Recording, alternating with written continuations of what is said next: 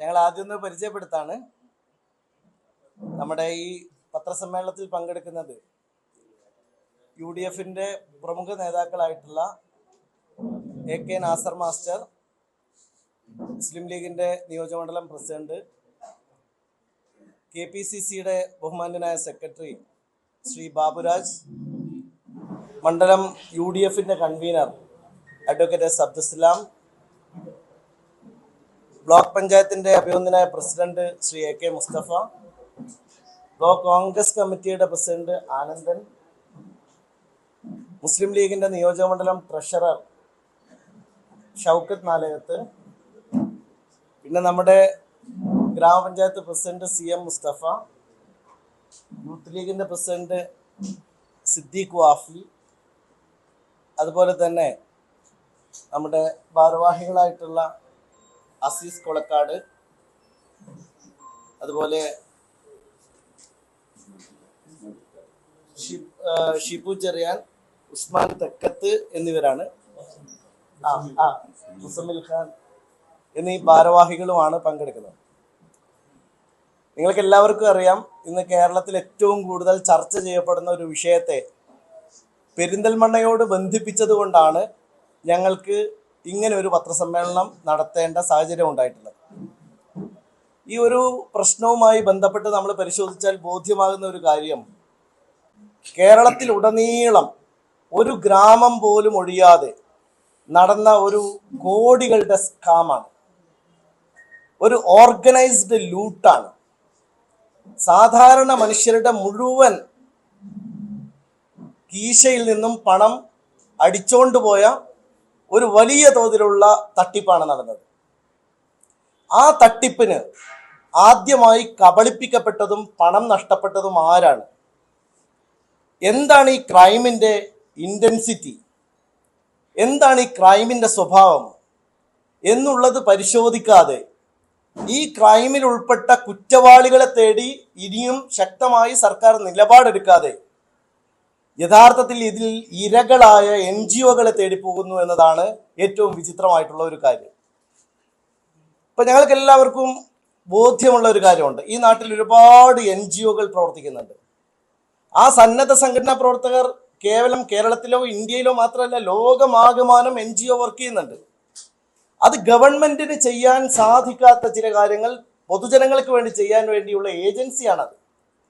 അങ്ങനെയുള്ള ഒരു ഏജൻസിയെ കേരളത്തിൽ ഉടനീളം കബളിപ്പിക്കാൻ ഒരു വലിയ തട്ടിപ്പ് സംഘത്തിന് സാധിച്ചു എന്നത് ഇവിടുത്തെ ഇന്റലിജൻസിന്റെ പരാജയമാണ്, ഇവിടെ നടന്ന ഭരണ സംവിധാനത്തിന്റെ തോൽവിയാണ്, അല്ലെങ്കിൽ അവർ അത് മറച്ചു വെച്ചതാണ്.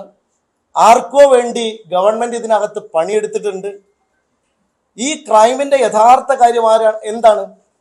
ഇപ്പൊ ജനങ്ങൾക്ക് ഇവരിൽ നിന്ന് ലാപ്ടോപ്പ് ആവട്ടെ, സ്കൂട്ടർ ആവട്ടെ, മറ്റേതെങ്കിലും ആനുകൂല്യമാവട്ടെ, ഈ ആനുകൂല്യങ്ങൾ ലഭിക്കണമെങ്കിൽ ഈ ജനങ്ങൾക്ക് നേരിട്ട് അവരെ അപേക്ഷിക്കാനുള്ള വഴിയില്ല. അവരൊരു സൊസൈറ്റി വഴി മാത്രമേ അവർക്ക് പോകാൻ കഴിയുള്ളൂ. അപ്പൊ അവരൊരു സന്നദ്ധ സംഘടന, നാട്ടിലൊരു ഏതെങ്കിലും ഒരു സന്നദ്ധ സംഘടനയുടെ ബാനറിലാണ് അവരെല്ലാം നൽകിയത്. അപ്പൊ ഈ പണം കൊടുത്ത് വഞ്ചിതരായവരെ പോലെ തന്നെ വഞ്ചിതരായ ആളുകളാണ് ഈ നാട്ടിലെ മുഴുവൻ സന്നദ്ധ സംഘടനകൾ. എന്നാൽ ഇന്ന് ഗവൺമെന്റ് പണം അടിച്ചുകൊണ്ട് പോയ ആളുകൾക്ക് പിറകെ അല്ല പോകുന്നത്. അതിൽ ഒരു അനന്തു മാത്രമാണ്, അനന്തകൃഷ്ണൻ എന്ന് പറയുന്ന അനന്തു മാത്രമാണ് ഇപ്പോൾ ജയിലിൽ കഴിയുന്നത്. എന്നാൽ ഇപ്പൊ കേസെടുത്തുകൊണ്ടിരിക്കുന്നത് ആർക്കെതിരെയാണ്? ഈ പണം നഷ്ടപ്പെട്ട, പണം കൊള്ളയടിക്കപ്പെട്ട, വഞ്ചിക്കപ്പെട്ട NGOകൾക്കെതിരെ കേസെടുക്കുന്നു. എനിക്കെതിരെ എടുത്ത കേസ് പൂർണ്ണമായും രാഷ്ട്രീയ പ്രേരിതമാണ്. ഞാൻ അതിലേക്ക് വരാം.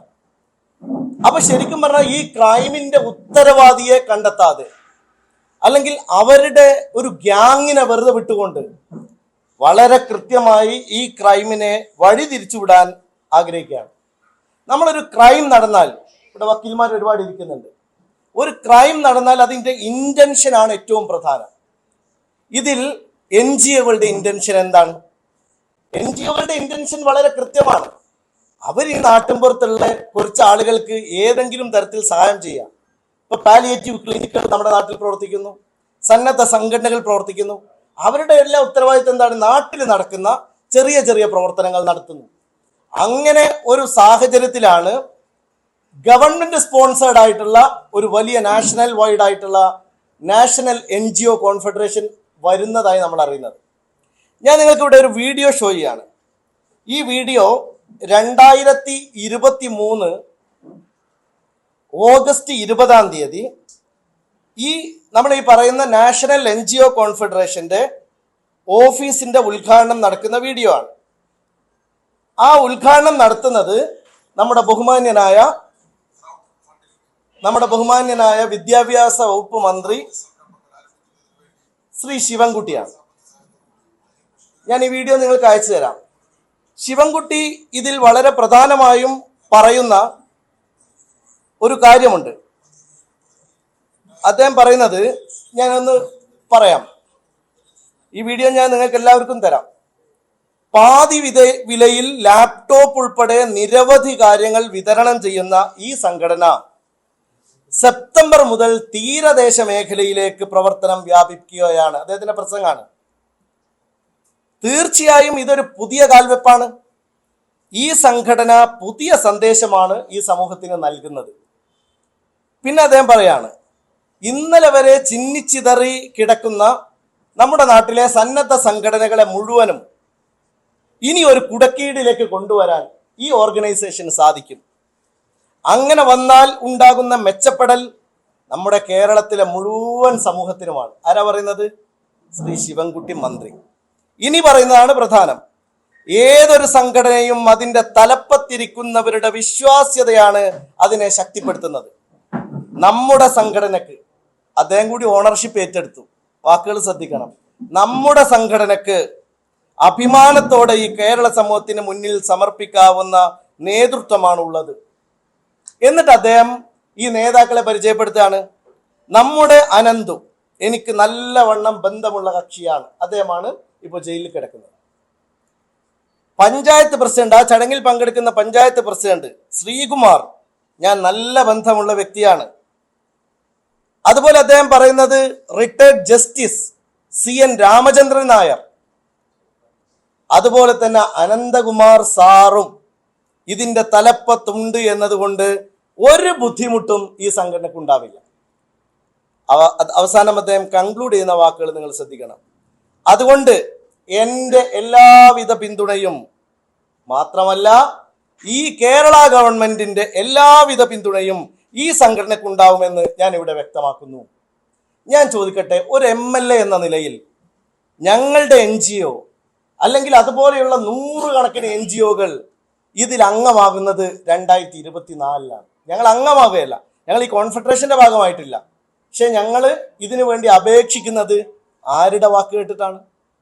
നമ്മുടെ കേരള ഗവൺമെന്റ് എൻഡോസ് ചെയ്ത ഒരു നാഷണൽ NGO കോൺഫെഡറേഷൻ കേരളത്തിന്റെ ഭാവിയെ മാറ്റി വരക്കാൻ മാത്രം വിപുലമായി വലുതാകുന്നു എന്ന് നമ്മുടെ ബഹുമാന്യനായ മന്ത്രിസഭയിലെ അംഗം സാക്ഷ്യപ്പെടുത്തിയ ശേഷം 1 വർഷത്തിന് ശേഷമാണ് ഞങ്ങൾ ആ സംഘടന നൽകുന്ന ലാപ്ടോപ്പിന് വേണ്ടി അപേക്ഷിക്കുന്നത്. ഞങ്ങളാണോ കുറ്റവാളി? അല്ലെങ്കിൽ ഞങ്ങൾ ഇതിലേക്ക് നയിച്ച മന്ത്രിയാണോ കുറ്റവാളി? ഞങ്ങൾക്കെതിരെയാണോ കേസെടുക്കേണ്ടത്? അല്ലെങ്കിൽ ഈ പ്രേരണ മുഴുവനും നടത്തിയിട്ടുള്ള ബഹുമാന്യനായ മന്ത്രിക്കെതിരാണോ കേസെടുക്കേണ്ടത്? ഈ നാട്ടിലെ ഇന്റലിജൻസ് സംവിധാനം എവിടെയാണ് പരാജയപ്പെട്ടത്? ആയിരക്കണക്കിന് ആളുകൾ അപേക്ഷ നൽകി, ഞങ്ങളും അപേക്ഷ നൽകി. ഞങ്ങൾ അപേക്ഷ നൽകുന്നതിന് മുമ്പ് തന്നെ ഈ കേരളക്കരയാകെ അവർ വിതരണം നടത്തിയിരുന്നു. ഞങ്ങൾ അപേക്ഷ നൽകിയപ്പോൾ 234 ലാപ്ടോപ്പുകൾ ഞങ്ങളുടെ നിയോജക മണ്ഡലത്തിൽ അവർ തന്നു, വിതരണം ചെയ്തു. 19 സ്കൂട്ടറുകൾ അവർ തന്നു, വിതരണം ചെയ്തു. പാവപ്പെട്ട 380 വിദ്യാർത്ഥികൾക്ക് ഞങ്ങൾ സ്കൂൾ കിറ്റുകൾ നൽകി. ആ സ്കൂൾ കിറ്റുകളുടെ കാര്യത്തിൽ അവർ പകുതി പൈസ ഈടാക്കിയപ്പോൾ അത് മുദ്ര എന്ന് പറയുന്ന ഈ ചാരിറ്റബിൾ ഫൗണ്ടേഷൻ പകുതി പൈസ മുദ്ര അടച്ചുകൊണ്ട് ഫ്രീ ആയിട്ടാണ് ഞങ്ങൾ കുട്ടികൾക്ക് കൊടുത്തത്. ഞങ്ങൾക്ക് എന്ത് സാമ്പത്തിക ഇന്റൻഷനാണ് ഇതിലുള്ളത്?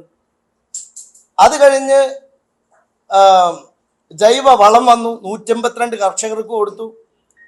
അതുപോലെ തന്നെ 760 തയ്യൽ മെഷീനുകൾ ഞങ്ങൾ കൊടുത്തു. അതിനൊരു കാരണം കൂടിയുണ്ട്. ഈ നിയോജക മണ്ഡലത്തിൽ മുദ്രയുടെ ആഭിമുഖ്യത്തിൽ നമ്മൾ ഒരുപാട് എംപവർമെന്റ് ആക്ടിവിറ്റീസ് നടത്തുന്നുണ്ട്.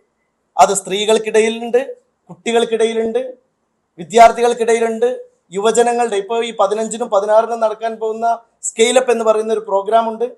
ഈ പ്രോഗ്രാമുകളെല്ലാം എംപവർമെന്റ് വേണ്ടി നമ്മൾ ചെയ്യുന്ന കാര്യമാണ്. അപ്പൊ ഞങ്ങൾക്ക് ഇത്രയും സാധനങ്ങൾ അവിടുന്ന് കയ്യിൽ കിട്ടി. അപ്പൊ സ്വാഭാവികമായിട്ടും ഞങ്ങൾക്ക് അവരെ അവിശ്വസിക്കാൻ കഴിയും. അത് കഴിഞ്ഞ് 300ഓളം അപേക്ഷകൾ ബാക്കിയുള്ളപ്പോഴാണ് ഞങ്ങൾ നിരന്തരമായി വിളിക്കുന്നത്. ഒരു മാസം കഴിഞ്ഞിട്ടും കിട്ടിയില്ല. 40 ദിവസമാണ് ഞങ്ങളോട് പറഞ്ഞത്. 4 മാസമാണ് ഞങ്ങളോട് പറഞ്ഞത് ഇതിന്റെ പരമാവധി കാലാവധി. അത് ഞങ്ങൾ നൽകിയ പരസ്യങ്ങളിലൊക്കെ ഞങ്ങൾ പറഞ്ഞിട്ടുണ്ട്, 4 മാസത്തിനകമാണ് ഇത് കിട്ടുക എന്നുള്ളത്. 4 മാസം ഞങ്ങൾ കാത്തു നിന്നു. 4 മാസം കഴിഞ്ഞിട്ട് ഇത് കിട്ടാതെ വന്നപ്പോൾ നിരന്തരമായി ഞങ്ങൾ ഇതിന്റെ സെക്രട്ടറി ആയ അനന്തകൃഷ്ണനോട് ഞങ്ങൾ സംസാരിച്ചു. അപ്പൊ ഇപ്പൊ കിട്ടും എന്നുള്ളതിൽ പറഞ്ഞു. ഞാൻ പറയുന്നത്, ഇങ്ങനെ കിട്ടാതെ പോയ സന്ദർഭത്തിൽ ഞങ്ങൾ സ്വാഭാവികമായിട്ടും അവര് നൽകുന്ന വിവരം മാത്രമാണ് ഞങ്ങളുടെ കയ്യിലുള്ളത്. ഞങ്ങളുടെ കയ്യിൽ വേറൊരു വിവരവും ഇല്ല. അവര് നൽകുന്ന വിവരം ഈ പണം അടച്ച ആളുകൾക്ക് അപ്പപ്പോ തന്നെ ഞങ്ങൾ നൽകി. അതും കഴിഞ്ഞു. നമ്മൾ മനസ്സിലാക്കേണ്ട കാര്യം, ഈ കിട്ടാതായ സന്ദർഭം വന്നപ്പോൾ ഞങ്ങൾ ഒരു ദിവസം അദ്ദേഹത്തെ കാണാൻ വേണ്ടി എൻ്റെ ഓഫീസ് സെക്രട്ടറിയായ ഫസൽ നേരിട്ട് കൊച്ചിയിൽ പോയി അദ്ദേഹത്തെ കണ്ടില്ല, തിരിച്ചു പോന്നു. അതിന് തൊട്ടടുത്ത ദിവസമാണ് അറസ്റ്റിലാവുന്ന വിവരം അറിയുന്നത്. അപ്പൊ സ്വാഭാവികമായും ഇതിന്റെ കുറ്റവാളികൾ ഇത് തട്ടിപ്പ് നടത്തിയവരല്ലേ. ഈ തട്ടിപ്പൊന്നും അറിയാതെ ബഹുമാന്യനായ മന്ത്രി ഇത്രയേറെ പറഞ്ഞിട്ടും ഈ തട്ടിപ്പിന് വിധേയരായ ഇരയായവരെ തേടി നിങ്ങൾ എന്തുകൊണ്ടാണ് ഇങ്ങനെ പറയുന്നത് എന്നുള്ളതാണ് സർക്കാരിനോട് ഞങ്ങൾക്ക് ചോദിക്കാനുള്ളത്. ഇതിൽ ഒരുപാട് MLA-മാർ ഇതിന്റെ ഭാഗവാക്കായിട്ടുണ്ട്. എന്തേ അവർക്കെതിരെ കേസില്ലാത്തത്? ഇതിൽ ഭാഗവാക്കാവുന്നവരും ഞാൻ എന്തുകൊണ്ടാണ് നിങ്ങൾ മനസ്സിലാക്കേണ്ട ഒരു 2 പോയിന്റ് കൂടി ഞാൻ പറയാം. ഒന്ന്, എനിക്ക് എന്തെങ്കിലും ഒളിച്ചു വെക്കാനുണ്ടെങ്കിൽ ഏതെങ്കിലും ഒരാൾ, ഒരു MLA എന്ന നിലക്ക്, ഞാൻ ഇങ്ങനെ ഒരു സൗകര്യം ഇതാ ജനങ്ങളെ ഉണ്ട് എന്ന് സോഷ്യൽ മീഡിയയിൽ പറഞ്ഞിട്ടാണോ തട്ടിപ്പ് നടത്തുന്നത്? എൻ്റെ ഓഫീസിലേക്ക് ആളുകളെ നേരെ ക്ഷണിച്ചു വരുത്തി ഇവിടെ അപേക്ഷ കൊടുക്കൂ എന്നൊരു തട്ടിപ്പിന് ഒരു MLA നേതൃത്വം നൽകുക. അപ്പൊ ഒരാളെ തട്ടിപ്പുകാരനാക്കാൻ എന്ത് എളുപ്പമാണ്, എന്തൊരു ക്രൂരതയാണിത്. ഞാൻ പറയുന്നത്, ഇങ്ങനെയാണെങ്കിൽ ഒരുപാട് CPIM-ന്റെ പഞ്ചായത്ത് പ്രസിഡന്റുമാർ, ഇപ്പൊ നമ്മുടെ നേരെ തൊട്ടടുത്ത് ഒറ്റപ്പാലത്ത് ശ്രീ പ്രേംകുമാർ, അദ്ദേഹത്തിന്റെ നേതൃത്വത്തിലാണല്ലോ അവിടെ പ്രവർത്തനങ്ങളെല്ലാം നടത്തിയത്. ആ 2 സൊസൈറ്റികളും CPIM-ന്റെ സൊസൈറ്റിയാണല്ലോ. ഇപ്പൊ ഇന്നലെ എൻ്റെ ഓഫീസിലേക്ക് കരിയോയിൽ അയക്കാൻ വന്നു. എന്തൊക്കെയാ ചെയ്തത്? എന്തൊക്കെ മുദ്രാവാക്യങ്ങളാണ് വിളിച്ചത്? വലിയ പുരോഗമന പ്രസ്ഥാനം എന്ന് പറയുന്ന DYFI-യുടെ ഒരു ജാഥയിൽ എന്നെ ബോഡി ഷെയിം ചെയ്തു, എൻ്റെ ഓഫീസ് ആക്രമിച്ചു, എൻ്റെ ഓഫീസിന് നേരെ കരിയോയിൽ ഒഴിച്ചു. ആരാ ഒഴിച്ചതിൽ ഒരാൾ ഇതാ ലാപ്ടോപ്പ് കൊടുക്കാൻ വേണ്ടി നിൽക്കുന്നു. ഇത് പെരിന്തൽമണ്ണയിലുള്ള ആളാണ്, വെട്ടത്തൂർ പഞ്ചായത്തിലെ മണ്ണാർമലയിലുള്ള ആളാണ്. ഇയാളാണ് കരിയോയിൽ വയ്ക്കാൻ വന്നത്. ഇയാൾക്കും കിട്ടാനുണ്ട് ലാപ്ടോപ്പ്. അപ്പൊ ഇയാളെ വീട്ടിലേക്ക് ആരാ കരിയോലുമായിട്ട് പോവാ?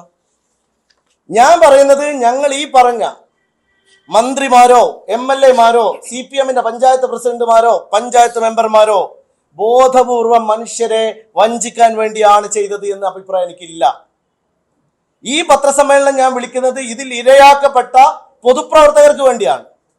നമ്മുടെ നാട്ടിലെ നിരവധിയായിട്ടുള്ള പൊതുപ്രവർത്തകന്മാർ ഞങ്ങളെ മണ്ഡലത്തിലുണ്ട്. ഞങ്ങളെ NGO വഴിയല്ല, അവർ സ്വന്തമായി NGO ഉള്ളവരാണ്. ഈ സാധാരണക്കാരായ ഈ പൊതുപ്രവർത്തകന്മാർ മുഴുവനും ഇപ്പൊ നിങ്ങൾക്കറിയാലോ, പോലീസ് വണ്ടിക്ക് ഡീസൽ അടിക്കാൻ പണമില്ലാത്തതിന്റെ പേരിൽ വഴിയിൽ നിന്നു പോകുന്ന ഒരു കാലത്ത്, ഒരു നക്കാപ്പിച്ചയുടെ സഹായം പോലും സർക്കാരിന്റെ ഭാഗത്തുനിന്ന് ലഭ്യമാകാത്ത കാലത്ത് ഈ ജനങ്ങളോട് സ്നേഹമുള്ള ഏതൊരു ജനപ്രതിനിധിയും ചെയ്യുന്ന സ്വാഭാവിക കാര്യമാണ് ഞാൻ ചെയ്തത്. ഈ ജനപ്രതിനിധികൾ എല്ലാവരും ചെയ്തത്, ഈ സന്നദ്ധ സംഘടനകൾ എല്ലാവരും ചെയ്തത്, അവർക്കൊരു ഇന്റൻഷനേ ഉള്ളൂ, അവരുടെ നാട്ടിലെ മനുഷ്യന്മാരുടെ കയ്യിലേക്ക് എന്തെങ്കിലും ഒരു സഹായം എത്തിച്ചു കൊടുക്കാൻ നമ്മൾ വഴി കഴിയണം. ഈ ഭരണം കൊണ്ട് മറ്റൊന്നും കഴിയുന്നില്ല. റേഷൻ ഷാപ്പ് പോലും അരിയില്ലാത്ത ഒരു കാലത്ത് ഒരു ലാപ്ടോപ്പ് പകുതി വിലക്ക്. നിങ്ങൾ മനസ്സിലാക്കണം, ഈ ലാപ്ടോപ്പിന് അപേക്ഷിച്ച കുട്ടികളുടെ കാര്യം എങ്ങനത്തെ കുട്ടികളാണെന്നറിയോ? ഇവര് പലരും ഇവന്റുകൾക്ക് ചോറ് വിളമ്പാൻ പോയ കുട്ടികളുടെ പൈസയാണിത്, കണ്ണീരുപ്പുള്ള പൈസയാണ്. എന്നിട്ട് ഈ കോടികൾ മുഴുവനും തട്ടിക്കൊണ്ടുപോയ ആളുകൾ ഇപ്പോഴും എന്തേ ഇതിന്റെ ഏറ്റവും പ്രധാനപ്പെട്ട ഭാരവാഹിയായിട്ടുള്ള അനന്തകുമാർ എന്ന സായി കേന്ദ്രത്തിന്റെ ചെയർമാൻ അറസ്റ്റ് ചെയ്യപ്പെട്ടിട്ടില്ല. ഒരു അനന്തകൃഷ്ണൻ മാത്രമല്ലല്ലോ, അവരുടെ ഭാരവാഹികൾ ഇപ്പോഴും നിർബാധം തിരുവനന്തപുരത്തോട് നടക്കല്ലേ. അവരെന്തിനാണ് മൂക്കിന് താഴുണ്ടായിട്ട് അവർ അറസ്റ്റ് ചെയ്യപ്പെടാത്തത്? എന്തുകൊണ്ടാണ്?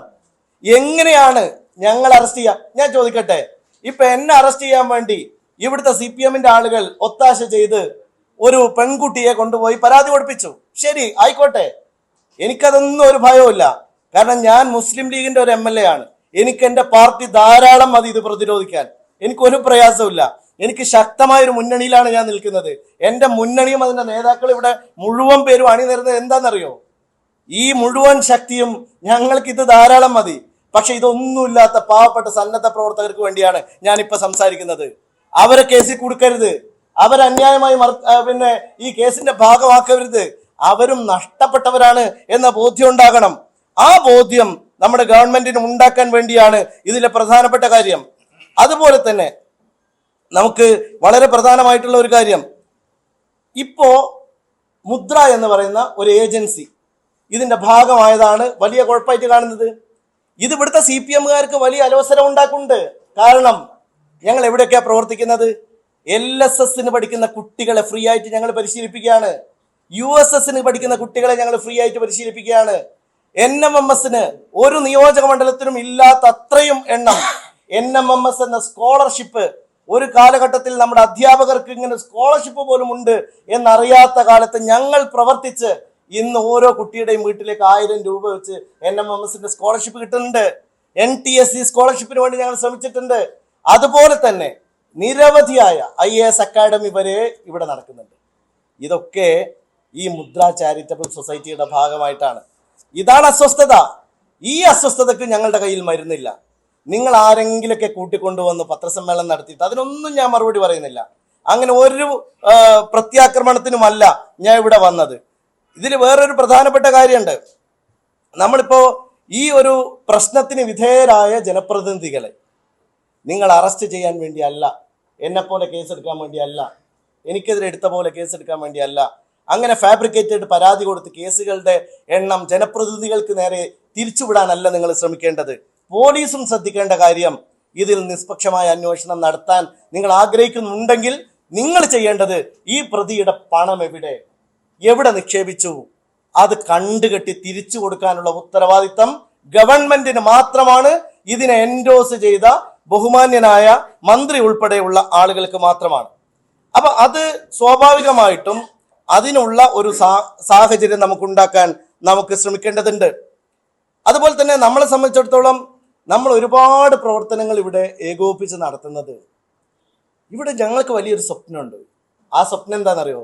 CPMകാർക്ക് അലോസരം ഉണ്ടാവുന്ന സ്വപ്നമാണ്. ഇവിടുത്തെ ഏറ്റവും ദുർബലരായ മനുഷ്യർ അഭിമാനത്തോടെ അവരുടെ മക്കളുടെ വിജയങ്ങൾ ആഘോഷിക്കുന്ന ദിവസങ്ങൾക്ക് വേണ്ടിയാണ് മുദ്ര ചാരിറ്റബിൾ സൊസൈറ്റി പ്രവർത്തിക്കുന്നത്.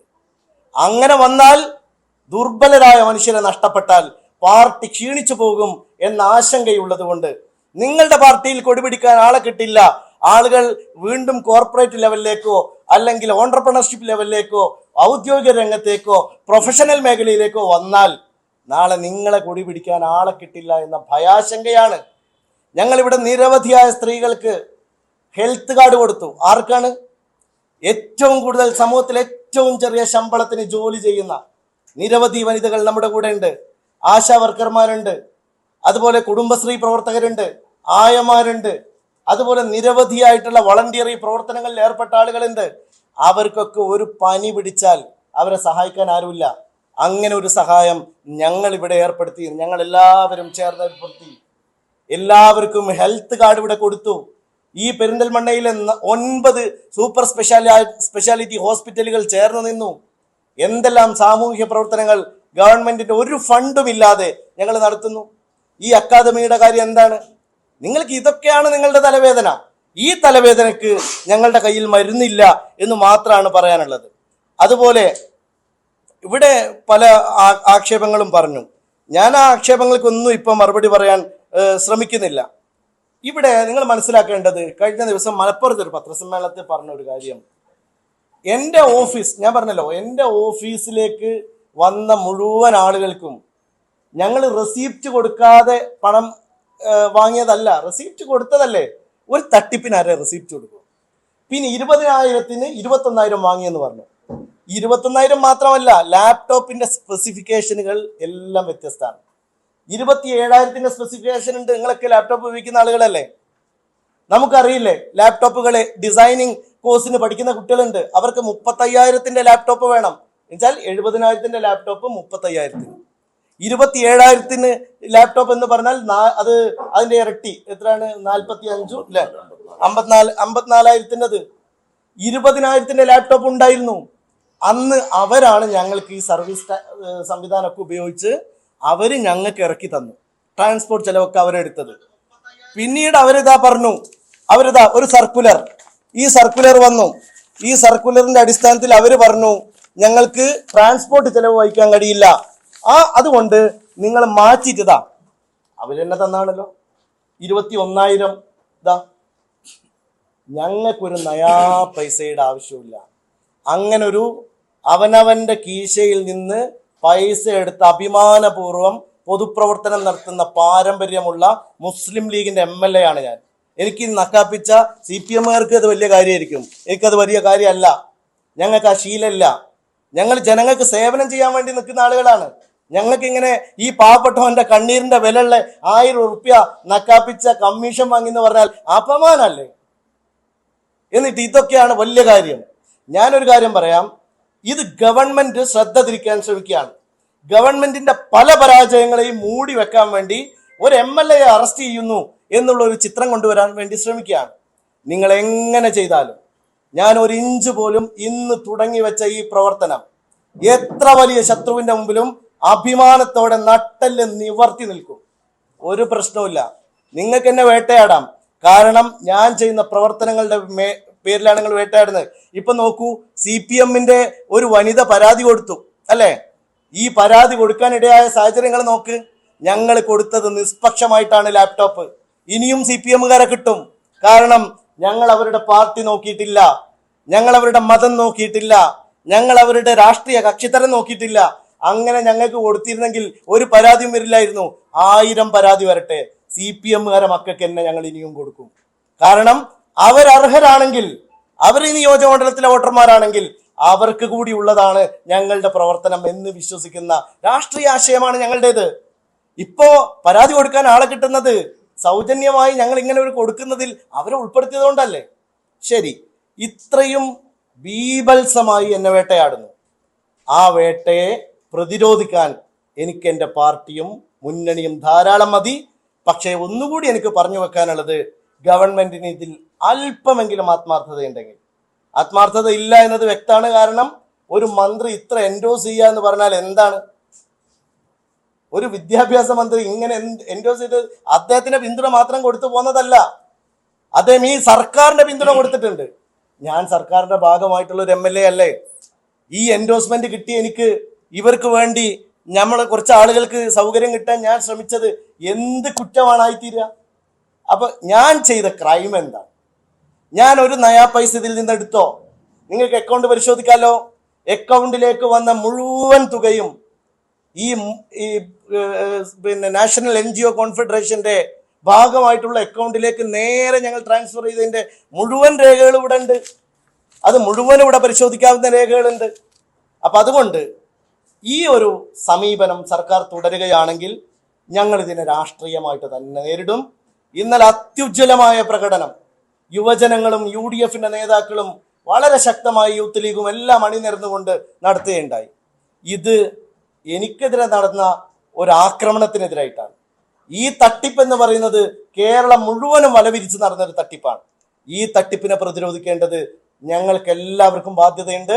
അതുകൊണ്ട് തട്ടിപ്പുകാരിൽ നിന്ന് ഈ പണം വാങ്ങിയെടുക്കുന്നവരെ എല്ലാ നിയമ പോരാട്ടവും നടത്തും. അതോടൊപ്പം പെരിന്തൽമണ്ണയിലെ എൻ്റെ നിയോജക മണ്ഡലത്തിലെ ആർക്കെങ്കിലും എൻ്റെ നിയോജക മണ്ഡലത്തിലെ ഓഫീസിൽ വന്ന് പണം അടച്ചതിൻ്റെ പേരിൽ അത് നഷ്ടപ്പെടുകയാണെങ്കിൽ എന്ത് വില കൊടുത്തും എത്ര സമയമെടുത്തിട്ട് വേണമെങ്കിലും അത് മുഴുവനും ഞാൻ ട്രസ്റ്റ് അംഗങ്ങളുമായിട്ടും പാർട്ടിയുമായിട്ടും ആലോചിച്ച് ഒരാളും അതിൽ ആശങ്കപ്പെടേണ്ട, അവരുടെ പണം തിരിച്ചു കിട്ടും. ഇത്രയാണെങ്കിൽ പറയാം. മുദ്ര വഴി സംരംഭത്തിൽ അല്ല, ഞാൻ പറയുന്നത് അത് നിയമപരമായി വാങ്ങാൻ എല്ലാ ശ്രമവും നടത്തും.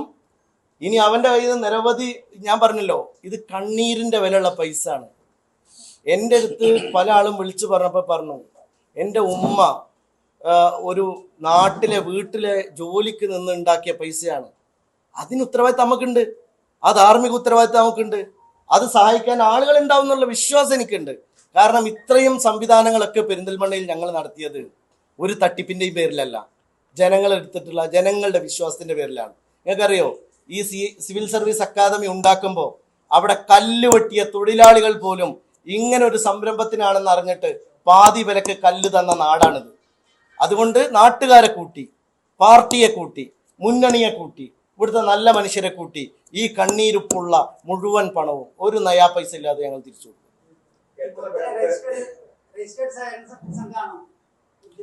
ഞാൻ പറയട്ടെ, ഒരു സംഘടനയുടെ ഏറ്റവും വലിയ ക്ലാരിറ്റി എന്ന് പറയുന്നത് അതിൻ്റെ ഓഡിറ്റിംഗ് ആണ്. മുദ്ര എന്ന് പറയുന്ന സംഘടനക്ക് 4 അംഗീകാരങ്ങളുണ്ട്. ഒന്ന് ATG, 2 12A. ഇത് രണ്ടും കിട്ടണമെങ്കിൽ 3 വർഷം തുടർച്ചയായി ഒരു പ്രശ്നവുമില്ലാത്ത ഓഡിറ്റ് റിപ്പോർട്ട് ഗവൺമെന്റ് പരിശോധിക്കും, സംസ്ഥാന ഗവൺമെന്റ് പരിശോധിക്കും, സെൻട്രൽ ഗവൺമെന്റ് പരിശോധിക്കും. എന്നിട്ടാണ് നമുക്ക് ഈ അംഗീകാരം ലഭിക്കുക. ഈ അംഗീകാരം ലഭിച്ച ഒരു സംഘടനയാണ് മുദ്ര. എന്ന് പറഞ്ഞാൽ ഞങ്ങളുടെ ഓഡിറ്റ് റിപ്പോർട്ട് ആർക്കും, പത്രക്കാർക്ക് വേണമെങ്കിൽ തരാം. നിങ്ങൾ ഏത് ഓഡിറ്ററെയും കാണിച്ചോ, അത് രജിസ്റ്റേർഡ് ആയിട്ടുള്ള എല്ലാ സംവിധാനങ്ങളുമുള്ള ഒരു സംഘടന. മാത്രമല്ല, ഞങ്ങൾക്ക് ഈ ലാസ്റ്റ് ഇയറിൽ നമുക്ക് CSR ഫസ്റ്റ് സർട്ടിഫിക്കേഷൻ കിട്ടി. എന്ന് പറഞ്ഞാൽ ഇനി വലിയ കമ്പനികളുടെ CSR അടക്കം ഞങ്ങൾക്ക് വാങ്ങാവുന്ന തരത്തിലേക്ക് മുദ്ര വലുതായി. ഇതൊക്കെയാണ് അസ്വസ്ഥത, ഇതൊക്കെയാണ് പ്രശ്നം. അതെ അതെ, സൊസൈറ്റി ആക്ട് പ്രകാരം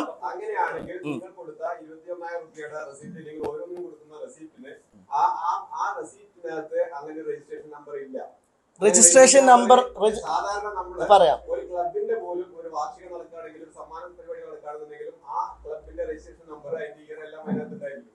മുദ്രയുടെ രജിസ്ട്രേഷൻ നമ്പർ അതിനകത്തില്ല. മുദ്രയുടെ രജിസ്ട്രേഷൻ നമ്പർ നിങ്ങൾക്ക് ആർക്കും ഒരു കോർപ്പറേറ്റ് സംവിധാനം എന്ന നിലക്ക് നേരെ നിങ്ങൾക്ക് വെബ്സൈറ്റിൽ അടച്ചാൽ പറയട്ടെ. അല്ലല്ല, ഒരിക്കലല്ല, സാങ്കേതികമായിട്ടല്ല, വെബ്സൈറ്റിൽ. ഞാൻ പറയട്ടെ,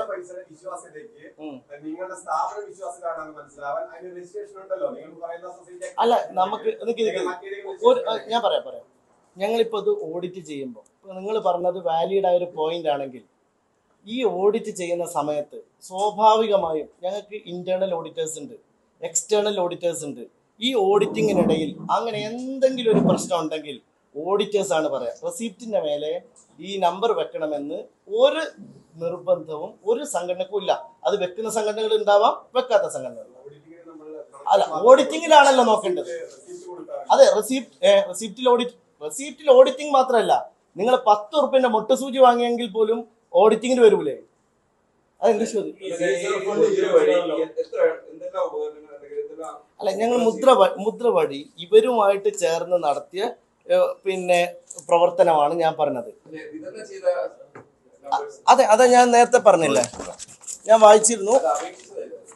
അല്ലല്ല, ഇത് കൊടുത്തു, ഇത്ര എണ്ണം കൊടുത്തു. ഇനി 316 എണ്ണം കൊടുക്കാനുണ്ട്. അല്ല, ഞാൻ പറയട്ടെ 316 എണ്ണം. അതിൽ ഞങ്ങൾ ഇത് പരിശോധിക്കുമ്പോഴാണ് വിചിത്രമായ കാര്യം അറിയുന്നത്. ഞാൻ പറഞ്ഞല്ലോ, ഇത് സോഷ്യൽ മീഡിയയിലാണ് ഞങ്ങൾ ഇട്ടത്. അപ്പോ അപേക്ഷിച്ച അപേക്ഷകരിൽ മഹാഭൂരിപക്ഷവും പുറത്തുനിന്നുള്ള അപേക്ഷകരാണ്. കണ്ണൂരുണ്ട്, കോഴിക്കോടുണ്ട്. അവർ ഈ അപേക്ഷ കണ്ട് നമ്മുടെ ഓഫീസിൽ വന്ന അപേക്ഷ തന്നതാണ്. പക്ഷെ പെരിന്തൽമണ്ണയിൽ നിന്ന് അപേക്ഷിച്ച 174 പേരേ ഉള്ളൂ. എല്ലായിടത്തും ഇത് നിങ്ങൾ നോക്കൂ. ഒറ്റപ്പാലത്ത് പ്രേംകുമാർ നന്നായി നടത്തി, പ്രതിഭയുടെ മണ്ഡലത്തിൽ നന്നായി നടത്തി. നമ്മുടെ ബഹുമാന്യയായ വീണ ജോർജിന്റെ നേതൃത്വത്തിൽ അവര് ഉദ്ഘാടനം ചെയ്ത പരിപാടി ഉണ്ടല്ലോ. അതുപോലെ ഞാൻ പറയുന്നത് ഈ മന്ത്രിമാരോ MLA മാരോ ആരും ഇതിൽ ഒരു തട്ടിപ്പിന്റെ പരിപാടിയായിട്ട് പോയതല്ല. അവരെ മണ്ഡലത്തിലേക്ക് ഇപ്പൊ ഞങ്ങളൊക്കെ ആഗ്രഹിക്കുന്നത് എന്താ? നമ്മളെ മണ്ഡലത്തിലേക്ക് ഒരു കാര്യം കൂടി കൊണ്ടുവരാന്നല്ലേ എല്ലാ ജനപ്രതിനിധിയും ആഗ്രഹിക്കുക. അങ്ങനെ ആഗ്രഹിച്ച് മാത്രം അവർ ചെയ്തതാണ്. ഞാൻ ആരെയും ബ്ലെയിം ചെയ്യാനല്ല. ഈവൻ ശിവൻകുട്ടി മിനിസ്റ്ററെ പോലും ബ്ലെയിം ചെയ്യാനല്ല ഞാൻ ഇത് പറഞ്ഞത്.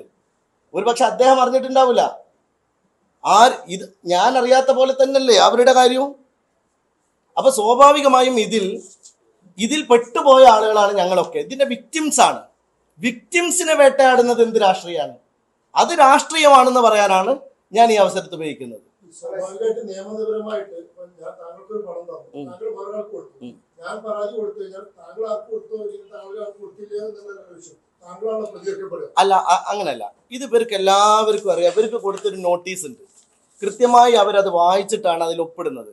ആ ഒപ്പിടുന്ന കാര്യത്തിൽ കൃത്യമായി പറയുന്നുണ്ട്, നാഷണൽ NGO കോൺഫെഡറേഷന് വേണ്ടി നമ്മളെ ഓഫീസ് വഴി സമർപ്പിക്കുന്ന ഒരു അപേക്ഷയാണിത്. ഈ അപേക്ഷ മുഴുവനും നാഷണൽ കോൺഫെഡറേഷനാണ് കൊടുക്കുന്നത് എന്ന് ഒപ്പിട്ട് അവർ അപേക്ഷ തന്നിട്ട്, ഏറ്റവും രസകരമായ കാര്യം നിങ്ങൾ കേൾക്കണം, അതിൽ എന്നെ കൂട്ടുപ്രതിയാക്കിയതല്ല, എന്നെ മാത്രം പ്രതിയാക്കിയതാണ്. അപ്പൊ ഓക്കെ, അതിന്റെ പൊളിറ്റിക്കൽ ഇന്റൻഷൻ ആർക്കും മനസ്സിലാവും. ആ, വളരെ ക്ലിയർ ആണ്, ഒരു പ്രയാസവും ഇല്ല.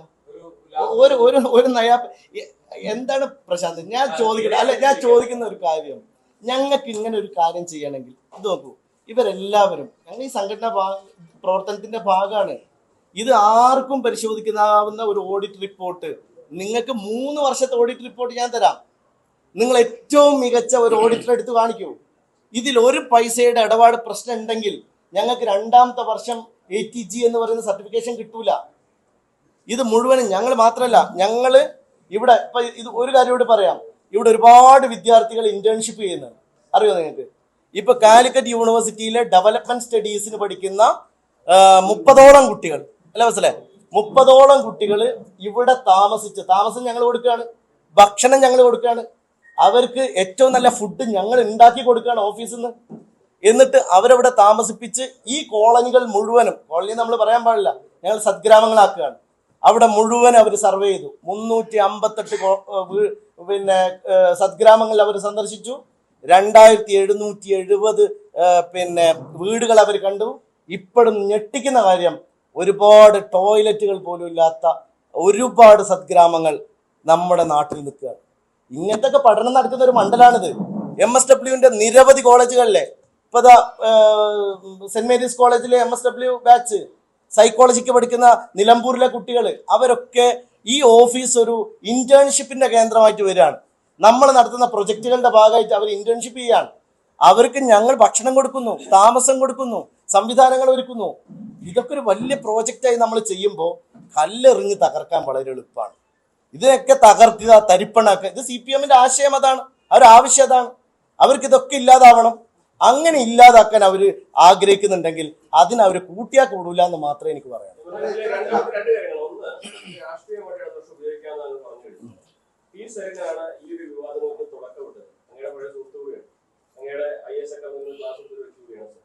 അദ്ദേഹം ഒരു പ്രതിഷേധ പ്രവർത്തനം പറഞ്ഞ പ്രധാനപ്പെട്ട കാര്യം, ഈ കൊടുവള്ളി ഗ്യാങ്ങിന്റെ മെമ്പറാണ്.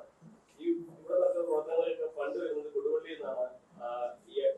അല്ല അനുമോദ, ഒരൊറ്റ കാര്യം അദ്ദേഹം ചെയ്യട്ടെ, ഇതൊക്കെ ഇങ്ങനെ ആകാശത്തേക്ക് ആർക്കും വെടിവെക്കാം.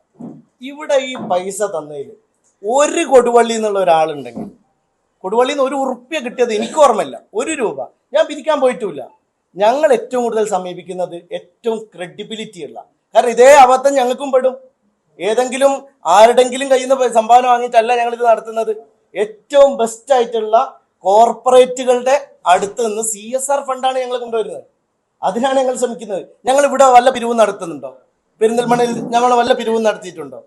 അതിന്റെ ഭാഗമായിട്ട് നിൽക്കുന്ന 5ഓ 6ഓ ആളുകൾ മാത്രമേ ഈ പെരിന്തൽമണ്ണയിൽ നിന്ന് ഞങ്ങൾ നടത്തുന്ന പ്രോജക്റ്റുകളുടെ ഭാഗമായിട്ടുള്ളൂ. അതും CSR ഫണ്ടാണ്. ഇതൊക്കെ ആർക്കും എന്തും പറയാലോ. കാശ് ഞാൻ പറയാം. നമ്മളടുത്തേക്ക് ക്യാഷുമായിട്ട് ആളുകൾ വന്ന സമയത്ത് ഞങ്ങൾ പറഞ്ഞു, ഞങ്ങൾ ക്യാഷ് വാങ്ങില്ല. കാരണം അത് ഞാൻ സ്ട്രിക്റ്റ് ആയിട്ട് കൊടുത്ത ഓർഡറാണ്. കാരണം നമുക്ക് ഇൻവാർഡ്സും ഔട്ട്വാർഡ്സും നമ്മൾ കംപ്ലീറ്റ് ഓഡിറ്റഡ് ആയിട്ടുള്ള ഒരു സംഘടനയാണ്. ക്യാഷുമായിട്ട് വന്ന ആളുകളോട്, ഇപ്പം ഞങ്ങളെ ഏറ്റവും പ്രധാനപ്പെട്ട ഒരു നേതാവ് ആലിപ്പറമ്പിലുള്ള കോൺഗ്രസിൻ്റെ ഒരു ബൈക്കിന് വേണ്ടിയിട്ട് വന്നു. ഞാൻ അദ്ദേഹത്തോട് ഞാൻ പറഞ്ഞു, നിങ്ങൾ ഒന്നുകിൽ നിങ്ങൾ അക്കൗണ്ട് വഴി അയച്ചോ, അല്ലെങ്കിൽ നിങ്ങൾ ആ കുട്ടിക്ക് അക്കൗണ്ട് ഇല്ലെങ്കിൽ നിങ്ങളുടെ അക്കൗണ്ട് വഴി അയച്ചോ, എന്നാലും ഞങ്ങൾ അക്കൗണ്ട് വഴിയെ സ്വീകരിക്കും. ഇവർ കൊണ്ടുവന്ന ക്യാഷും അവരെ ബന്ധുക്കളുടെ അക്കൗണ്ട് വഴി അയക്കാനല്ലാതെ ഇത് ഞങ്ങൾക്ക് സ്വീകരിക്കാൻ കഴിയില്ല. ക്യാഷ് അങ്ങനെ സ്വീകരിക്കാൻ കഴിയില്ല. പിന്നെ ക്യാഷ് സ്വീകരിച്ചിട്ടുണ്ടെങ്കിൽ എങ്ങനെയാണ് ഈ വന്ന പൈസയും പോയ പൈസയും ടാലി ആവുക? ഇതൊക്കെ എന്തും പറയാലോ. ഇപ്പൊ ഇവിടെ ഇരുന്ന് പറയുന്നതിന് വല്ല ലൈസൻസും വേണോ, വല്ല തെളിവും വേണോ? നാഷണൽ എൻജിഒ കോൺഫെഡറേഷൻ കൊടുക്കേണ്ട എമൗണ്ട് ഉണ്ട്. അത് മുദ്ര വഴി പോലുള്ള ചാരിറ്റി ഫെഡറേഷൻ പോലെ ആവണമെന്ന് നിർബന്ധം. അതാണ് അവര് പറഞ്ഞത്. അവരിപ്പോ ശരിക്കും പറഞ്ഞാൽ കേരളത്തിലെ NGO-കളെ മുഴുവനും പറ്റിച്ചു. അപ്പൊ പറ്റിക്കപ്പെട്ടതിലെ ഒന്നാമത്തെ കക്ഷി കേരളത്തിലെ NGO-കളാണ്. ഇതിലെ വിക്ടിംസ് കേരളത്തിലെ NGO-കളാണ്. ശരിക്കും പറഞ്ഞാൽ നമ്മള് മീഡിയനോട് ഞാൻ റിക്വസ്റ്റ് ചെയ്യാണ്, ഈ NGO-കളെ നമ്മൾ തകർക്കരുത്. കാരണം അവരിതിൽ പ്രതികളല്ല. നമ്മളൊക്കെ നാട്ടിൻപുറത്ത്, നിങ്ങളൊക്കെ തന്നെ ചിലപ്പം പല NGO-യിലും ഭാഗമായിരിക്കും. അവരൊക്കെ എത്ര വലിയ കാര്യങ്ങളാണ് ചെയ്യുന്നത്. ഒരു ഗവൺമെന്റും ചെയ്യാൻ കഴിയാത്ത എത്ര കാര്യങ്ങളാണ് NGOs ചെയ്യുന്നത്. നാളെ അവർക്ക് ആളുകളുടെ മുമ്പ് പോകാൻ പറ്റുമോ? ഇപ്പൊ തന്നെ എത്ര വാർഡ് മെമ്പർമാരാണ് വിളിക്കുന്നതെന്നറിയോ? അവർക്ക് വീട്ടിൽ നിന്ന് ഇറങ്ങാൻ പറ്റുന്നില്ല. അവരൊരു നയാ പൈസ ഇതിൽ എടുത്തിട്ടില്ല. അന്ന് നാട്ടിലൊരു ക്ലബ്ബ് ഉണ്ടാവും. ഇപ്പൊ നമ്മുടെ നാട്ടിലൊക്കെ ക്ലബ്ബില്ലേ, ആ ക്ലബിന്റെ പേരിലാണ് അവർ പൈസ അയച്ചത്. ആ വാർഡ് മെമ്പറാണ് അതിൽ കക്ഷി ചേർത്തത്. എന്നിട്ട് ആ വാർഡ് മെമ്പർക്ക് പുറത്തിറങ്ങാൻ പറ്റുന്നില്ല. ഇത് വല്ലാത്തൊരു പ്രശ്നമല്ലേ? ആർക്കെങ്കിലും പരിഹരിക്കാൻ കഴിയോ? ഇതിപ്പോ ഞങ്ങൾ ഇത് എന്തുകൊണ്ട് ധാർമ്മികമായി ഏറ്റെടുക്കുന്നു? ഞാൻ ഇതിന്റെ കണ്ണീരിന്റെ വില മനസ്സിലാക്കുന്നതുകൊണ്ടാണ്. അതുകൊണ്ട് ഞാൻ എന്ത് വില കൊടുത്തു, എനിക്ക് എന്ത് വ്യക്തിപരമായ നഷ്ടങ്ങൾ പറ്റിയിട്ടാണെങ്കിലും കുറച്ച് സമയം എടുക്കേണ്ടി വരും. ഞങ്ങൾ അതെല്ലാവരോടും സംസാരിച്ചു. ഞങ്ങളടുത്ത് അപേക്ഷിച്ച മുഴുവൻ ആളുകളോടും ഞങ്ങൾ സംസാരിച്ചു. അവരെല്ലാം സഹകരിക്കാൻ തയ്യാറാണ്. ഞങ്ങൾ മാക്സിമം ഇവന്റെ കയ്യിൽ നിന്നാണ് പണം വാങ്ങേണ്ടത്, അത് ഗവൺമെന്റിന്റെ സംവിധാനമാണ് ഉപയോഗിക്കേണ്ടത്, അതെല്ലാം ഉപയോഗിക്കും. നിയമ പോരാട്ടം നടത്തും ഏതറ്റം വരെ. എനിക്ക് അതിനെ പറ്റി അറിയില്ല. കാരണം ഇന്ന് പറയുന്ന 1000 കോടി എന്നൊക്കെ പറയും. അല്ല, ഇവിടെ 1,80,00,000 ട്രാൻസാക്ഷൻ നടന്നു. ഏത്? അല്ല 34 എണ്ണമാണ് പറഞ്ഞത്, സ്കൂട്ടറിന്റെ എണ്ണം. അല്ല, ഞാൻ പറഞ്ഞല്ലോ, ഇതെല്ലാം പെരുന്തമണ്ണയിൽ ഞങ്ങൾ വിചാരിച്ചത് ഈ ഓഫീസ് വഴി വന്ന പൈസ എല്ലാം പെരുന്തമണ്ണയിൽ നിന്നാണ്. പക്ഷെ ഇതെല്ലാം ഓരോരുത്തരെ റഫറലായി. അതിന്റെ രസം എന്താ അറിയോ? ഈ കിട്ടിയ ആളുകൾ, നമ്മളിപ്പോ ഈ കിട്ടിയ ആളുകളുടെ പേര് പറഞ്ഞല്ലോ, ഈ കിട്ടിയ ആളുകൾ അവരെ പല ദൂരത്തുള്ള ബന്ധുക്കളോടും പറഞ്ഞു, ഞങ്ങൾക്ക് ബൈക്ക് കിട്ടി പകുതി പൈസക്ക്, ഞങ്ങൾക്ക് ലാപ്ടോപ്പ് കിട്ടി, ഞങ്ങളെ കുട്ടിക്ക് കിട്ടി. നിങ്ങൾക്ക് അറിയോ, ഇതിൽ പല കുട്ടികളും ഇപ്പൊ എഞ്ചിനീയറിംഗ് കോളേജിൽ പഠിക്കുന്ന കുട്ടികളാണ്. വാടകക്ക് ഇപ്പൊ ഒരു രക്ഷിതാവ് എന്നെ വിളിച്ചു, വാടകക്ക് 250 രൂപ, അല്ല 2500 രൂപ ഒരു മാസത്തെ വാടകക്ക് എടുത്ത് ഒരു കോഴ്സിന് പഠിക്കുന്ന ഒരു കുട്ടിയുടെ രക്ഷിതാവ് പൈസ അടിച്ചിട്ടുണ്ട്. നമ്മൾ കൊടുക്കണ്ടേ? നമുക്ക് ഈ തട്ടിപ്പുകാരെ കാത്തിരിക്കാൻ പറ്റുമോ? ഇതാണ് സ്ഥിതി. അതെ, അല്ലല്ല, ഇനി കിട്ടാനുള്ള പെൻഡിങ്. പക്ഷെ ഇതില് ഞങ്ങൾ പ്രതീക്ഷിക്കുന്ന ഒരു കാര്യം, ഗവൺമെന്റ് ഇതിൽ നന്നായി ഇടപെടുകയാണെങ്കിൽ, പോലീസ് നന്നായി ഇടപെടുകയാണെങ്കിൽ ഇവർക്ക് കുറെ സ്വത്ത് വാങ്ങി കൂട്ടിയെന്നാണല്ലോ ഇപ്പൊ മാധ്യമങ്ങളിലെ വാർത്തയാണ്.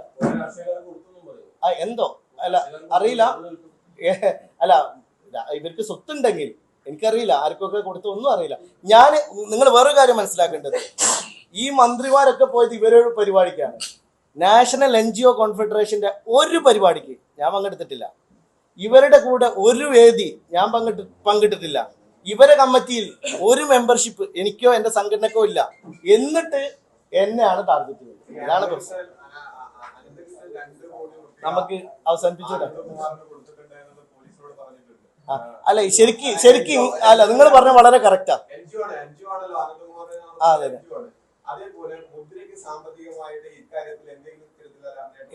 എന്ത് ചോദ്യമാണ്? ഞങ്ങൾ പൈസ പോയിട്ട് ഇവിടെ ബേജാറായിട്ട് കുത്തിരിക്കുക. ഞങ്ങൾക്ക് എവിടുന്ന് പൈസ ഇല്ല, ഒരു നയാ പൈസ ഞങ്ങൾക്ക് കിട്ടി. ഞാൻ അതിലേക്ക് അല്ല, എന്തായാലും അങ്ങനത്തെ വയ്യാവയിലൊക്കെ എടുത്തു വെച്ചാൽ CPIM അത് അനുഭവിക്കേണ്ടി വരും. കാരണം ഇവിടുത്തെ CPIMകാർ അത് അനുഭവിക്കേണ്ടി വരും. ഞാൻ അത്രേ പറയുള്ളൂ. അതെ, എനിക്കൊരു ബന്ധമില്ല, ഞാൻ അതിൽ അംഗമല്ല. ഞങ്ങളുടെ നാട്ടിൽ 25 കൊല്ലമായിട്ട് FCRA വരെയുള്ള ഏറ്റവും പ്രശസ്തമായ ക്ലബ്ബായിരുന്നത്. ഞാനൊക്കെ അതിൽ പ്രചോദനം കൊണ്ടിട്ടാണ് NGO എന്ന് പറയുന്ന സാധനം മനസ്സിലാക്കുന്നത്. പക്ഷെ ഞാൻ അതിൽ മെമ്പർ അല്ല. പക്ഷെ അത് നന്നായിട്ട് ഒരുപാട് കാര്യങ്ങൾ ചെയ്തതാണ്. അവരൊക്കെ ഇതിൽ കുടുങ്ങിയതിലുണ്ട്.